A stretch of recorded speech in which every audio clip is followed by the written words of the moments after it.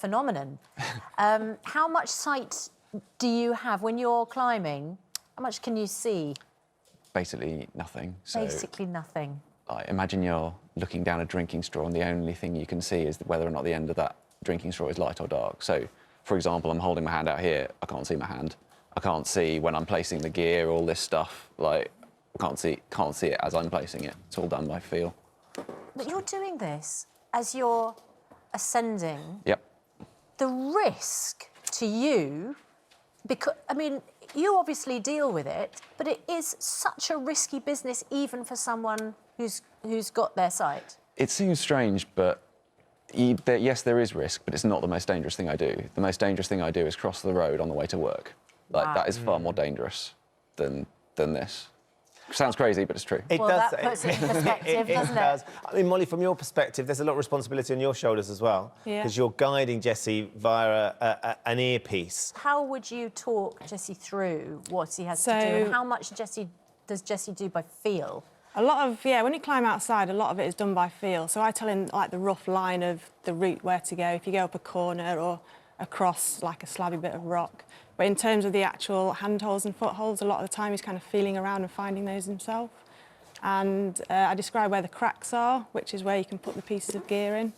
So he kind of feels within the crack and he works out what size he needs, and then he places it himself. So you've got some of the equipment there, haven't you? So I've just got a selection. So when you're climbing outside, you need to make yourself safe. So these aren't for pulling on. These are only there to, like, stop you if you fall off. Yeah. So I think the thing that blows most climbers' minds is how I place this stuff. So as Molly said, I'll put my fingers into a crack and I'll work out, based on, like, what I can feel, how wide the crack is and then which piece of gear I need. So this is for a crack that's parallel-sided, and you pull the trigger, slot it in, and then it expands, and then if you were to fall on it, that'll stay in place and it pushes outwards on the crack. And how many different options have you got to put into the crack, depending on how big it feels? Yeah, quite a large number of options. Obviously, I've not brought all of them with me, but you've got ones from, like, tiny little ones to ones bigger than your head. And then, like, if the crack's tapered, you can slot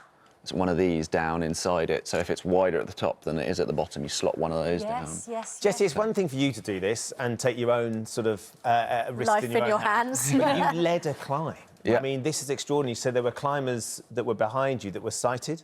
So yeah, that's Molly. Yeah. and you're so he's taking you up there as well, Molly. Yeah. I just, it's an extraordinary feat of responsibility from your perspective, Jesse, and trust, sort of trust. isn't it? Yeah, from I yours, guess so, Molly. yeah. Because as he climbs up first, I can, like, not...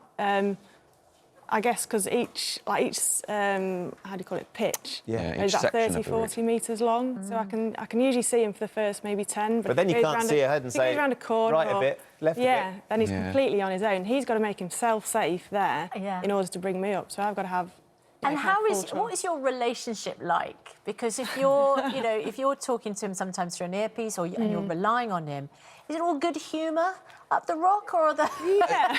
If it's stressful, that it's very much kind of just business. Like, where's the next hold? Because obviously I'm holding on, and I can't hold on forever, especially if it's overhanging. There's got to be a chance of failure. Otherwise, you don't get the satisfaction from achieving it when you succeed. And your extraordinary confidence and ambition must come from somewhere, and presumably your parents and how you were brought up. Because were you born with the... So I was born with about, so I was born, like, severely sight impaired. So I had about 20% of central vision and no peripheral vision. Yeah. So my sight was already pretty terrible when I was born, and then through time, it's just degraded as the back of my eyes. But your dad took you out climbing when you were how old? 2. What do you think, Jesse, rock climbing has given you, considering, as you say, the most dangerous thing you do day to day is crossing the road? The fact that you get out there on those rocks and you have to face those challenges. You get to go to some really cool places, and one of the things I love about trad climbing is you get to go to these places that you would never be able to get to any other way. But it also gives you a sense of achievement, and also, when you're disabled, sometimes you are reliant on people for things. Like, it's just simple everyday tasks. Obviously, I can't read anything anymore. Like, when I'm climbing, and especially when I'm leading, that's not a problem. I'm the one in control. I'm the one with the responsibility to make things safe for Molly. It's quite refreshing to have that independence. Well, fantastic to have you both here to tell your is. story, and you know, the relationship between you is obviously very special and So inspiring as it's well. so And inspiring. I was saying when we did the introduction that we know the Old Man Ahoy because young Edward Mills was our Good Morning Britain Young Fundraiser of the Year last year for the Pride of Britain. And at 8 years old, he climbed the Old Man Ahoy. So we've seen this stack. It's obviously a very inspiring rock, isn't It's it? very good, and like, yeah. So you'll know what he went through aged 8 Yeah. climbing. And at He's one really point, small as well. he's I tiny. believe. Yeah. He's tiny. Is he? But- Is he? Oh, we can't see it. They're going to try and get. But at one point, he flipped and turned upside down. That must be because I So- guess. Disorientated. The thing that, so on the Old Man Ahoy, because it's overhanging, Yes. I think the thing that was playing on my mind is if you fall off, you're going to wind up dangling in free space with nothing but the waves below you and no way easily to get either back down to the ground or to get back onto the rock. Yeah. Fortunately, that didn't happen. So I got really nervous there. I haven't been anywhere near it. Yeah, so thank you it- so much. Thank you Yeah. for sharing your story. You're But going to it's be the great, subject of a new documentary as well, aren't you? That's premiering in Shephard on October the 24th. Yeah, exactly. Climbing Blind, which sounds like it's going to be. Yeah. brilliant. So the whole ascent of the Old Man Ahoy and some of my story was filmed by the filmmaker Alistair Lee. And if people want to find out more, then all they need to do is search for Brit Rock Film Tour. And then there'll be showings all over the country. And if they want us to find out more, they can do that. Amazing. Brilliant, Yeah. brilliant. Great to meet you both. Brilliant. Thank you so much for coming in. Thank you. Thank you.